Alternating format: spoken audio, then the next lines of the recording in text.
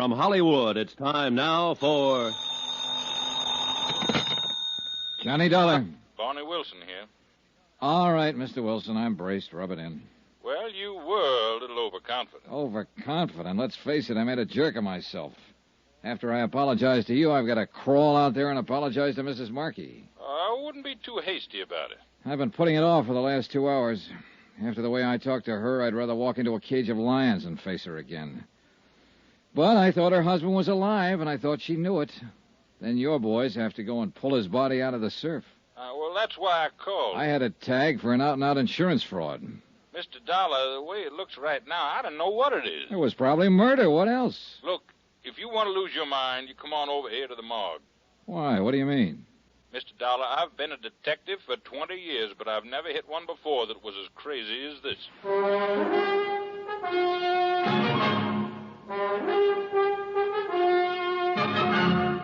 Tonight and every weekday night, Bob Bailey in the transcribed adventures of the man with the action-packed expense account, America's fabulous freelance insurance investigator. Yours truly, Johnny Dollar.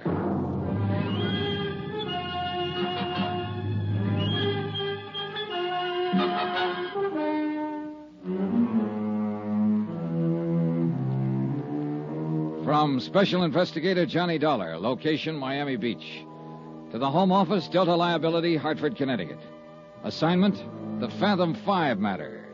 It happened to involve a $75,000 insurance policy.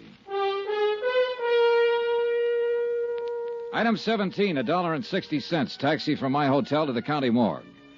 I couldn't figure what Wilson meant.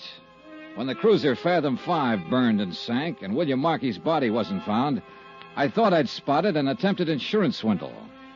I'd even warned Mrs. Markey not to try to file a claim. And then, a few hours ago, Markey's drowned body had been washed up on the beach. Wilson should be happy. He'd been proven right. But instead, he'd sounded more mixed up and uncertain than he'd been before.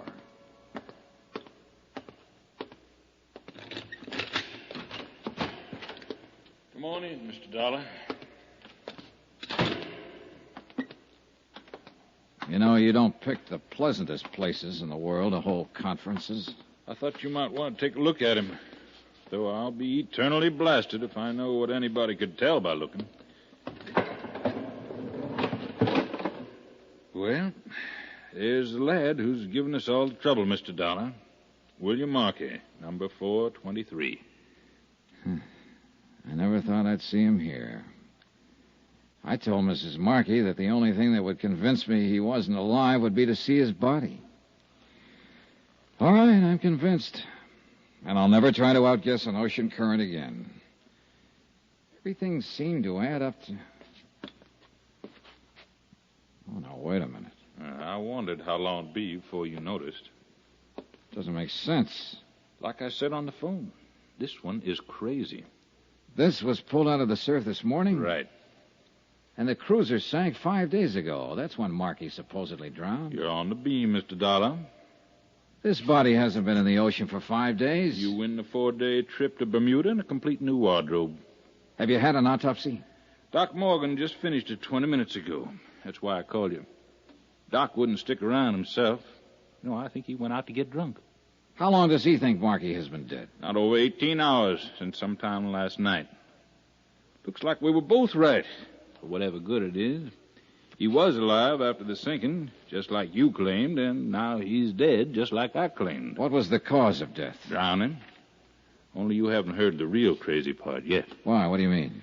You remember we found one of his shoes washed in a couple of days ago? Yeah?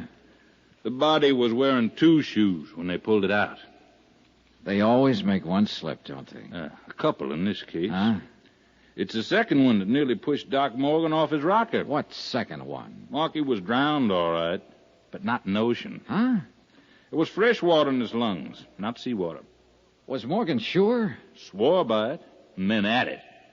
That's what threw him. Yeah, I imagine. When you get an 18-hour test on a man who's supposed to have been dead for 5 days and find fresh water when it ought to be salt. Well, I guess the late Mr. Markey can't tell us much of anything else. So, where do we go from here, Mr. Dollar? Good question. You haven't found the car yet, huh? The one Markey bought under an assumed name? No, but I gave the boys an extra prod to bear down on it. Half the town force is out looking for it now. Wonder where he was hiding out for those 4 days. What I want to know is who killed him and how and why. Oh, the why is fairly easy. It's the who and how that carry the question marks. That fingerprint ID was certain, huh? There's not the slightest doubt but what this is William Markey. Oh, you're looking for an easy way out, Mr. Dollar. Yeah, I guess I am at that. Well, then it looks like our number one is the lad you've been after all along. Young Danny Haynes, huh? What do you say we go and have a talk with him?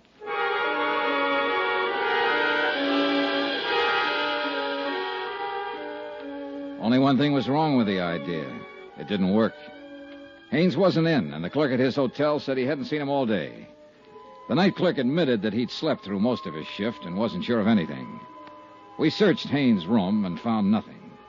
So for the moment, we left it at that. Wilson put a stake out in the hotel and went back to his office. I went to my hotel and waited.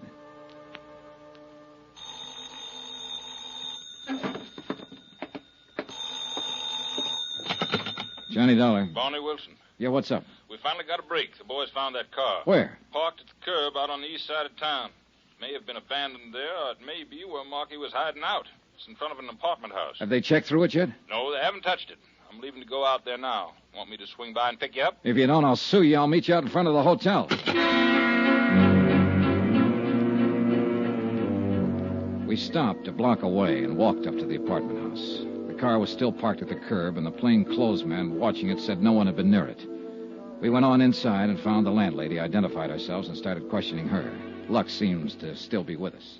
Well, you see, most of my guests are permanent, as you might say, or at least as permanent as renters ever are. Yes, we understand. In fact, the only unit I've let in the last 2 months is number 14. That's up one flight with a pull-down bed. When did you rent that one? Well, let's see now. I think it was about 10 days ago. He paid a month's rent in advance. What was his name? Mr. Jones. A very nice, quiet, middle-aged fella. He lived by himself? Oh, yes, and never went out much. After he moved in, that is. He didn't stay here for the first 4 or 5 days after he rented it. Until the night the Fathom-Five sank. When did you see Mr. Jones last? Well, it's a funny thing. He went out yesterday evening, and he didn't come back at all. What kind of a car did he drive? Well, good heavens, I don't know. But you can look for yourself. It's parked out there at the curb. A friend of his brought it by a while ago. What? What's the friend's name? Why, I didn't ask him. He's an awful nice young fella. He said Mr. Jones was going on a trip and sent him to pick up his belongings. And he had Mr. Jones's key, so I decided it was all right. He's up there packing now.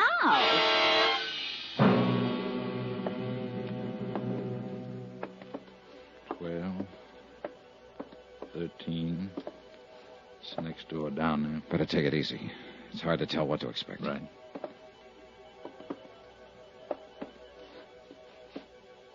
He's in there, all right. Try the knob. Easy. It's locked. And there isn't much choice. Who is it? Open up, Haynes. We want to talk to you.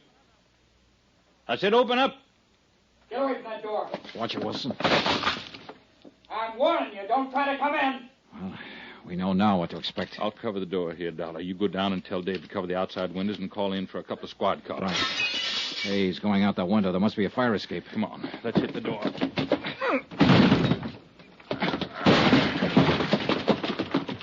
There he is, at the bottom of the fire escape. Hold it, Haynes. Stay back! All right, Haynes, it's up to you. Throw down that gun or I'll drop you. I'm sorry, kid. He's down. Yeah.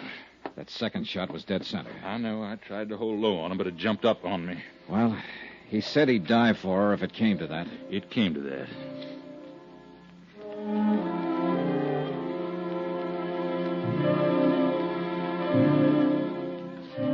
It was after dark when Wilson and I drove out to the Markey Beach House.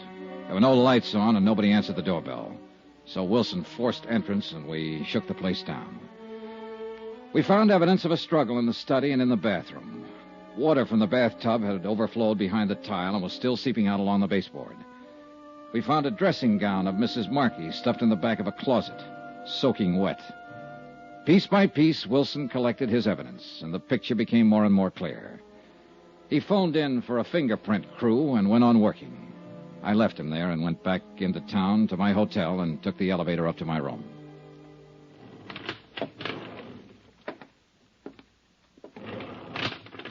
Mr. Dollar. What are you doing here? Waiting for you. They've got extras out. They say the police shot Danny Haynes. I thought maybe you could tell me what it's all about. Sure. And what you mostly want to know is how much he talked before he died. Isn't that it, Mrs. Markey? I don't know what you mean. Then go on out to your house and ask Wilson. He's out there with a fingerprint crew. And I imagine he can tell you anything you want to know by now. I slipped up last night. I thought it was Haynes who came to your door. But it wasn't. It was your husband. And you told him to come back later. Then when I left, you called Haynes and had him come over. If he said that, he lied. I even gave you the idea for it myself. When I said the only thing that could convince me your husband wasn't alive would be to see his dead body. So you talked Haynes into helping you provide the evidence I said I'd have to have. My husband's body was found in the ocean. They told me that this evening. Yeah, but he didn't die there. He was drowned in the bathtub at your house, and you and Haynes did it. You're out of your mind. Danny Haynes was alive. Then go tell Wilson. It's his job now, not mine. Maybe you'll be able to convince him, but I doubt it. And I'm pretty sure you won't be able to convince a jury. You think not. I'll get the best lawyer money can buy. Yeah, you do that, Mrs. Markey, but don't plan on using any of that insurance money for it. Why not? Because there won't be any. That policy was already void when you and Haynes killed your husband last night. What? An attempted fraud cancels a policy the minute it's committed. In other words, Mrs. Markey, 5 days ago when your husband sank the Fathom-Five and tried to play dead.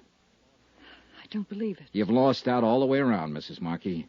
Your husband, your boyfriend, your insurance claim. And now you stand a pretty good chance of losing your life. A 4-time loser.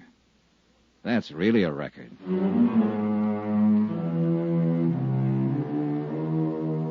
Expense account item 18, $321.60. Hotel and incidentals in Miami and transportation back to Hartford.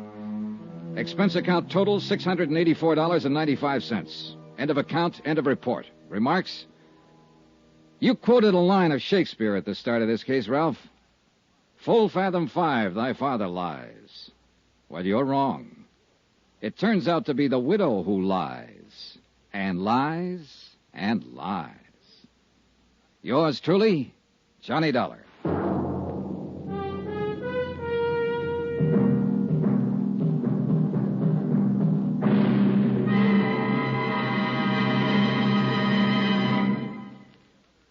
Remember, there'll be another exciting story of yours truly, Johnny Dollar, beginning next Monday night. Next week. Well, if I'd minded my own business, I wouldn't have heard the girl beg for help. And from that point on, I needed help. Join us, won't you? Yours truly, Johnny Dollar.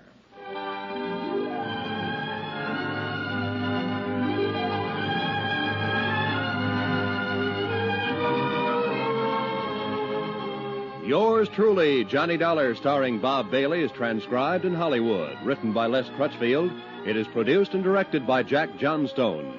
Heard in this week's cast were Mary Jane Croft, Barney Phillips, Carlton Young, Eleanor Audley, Sam Edwards, Shep Menken, and John Daner. Musical supervision by Amerigo Marino.